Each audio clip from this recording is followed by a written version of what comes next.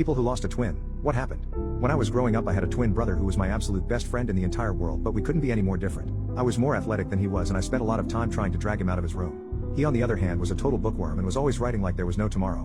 We used to make milestones for one another and see who could do which first. I wanted to be a pro NBA player and he wanted to be an author. We worked every day towards our dreams, but one day our dreams were cut short when my mother sat me down and told me my brother was diagnosed with terminal brain cancer. I was only 8, so I didn't really understand the gravity of the situation. So I blamed him for always reading and writing because it made him too smart. In his final days when we moved him into the hospital, all he wanted to do was keep writing and I wanted to play with him outside, but he wouldn't give up. One night I had enough, so I woke him up and dragged him to the hospital playroom. We played their arcade games, N64, and a little air hockey until he collapsed. When I called over the nurses, they screamed at me for bringing him out of his room without their permission, and my parents were so furious at me that they didn't let me see him the next day.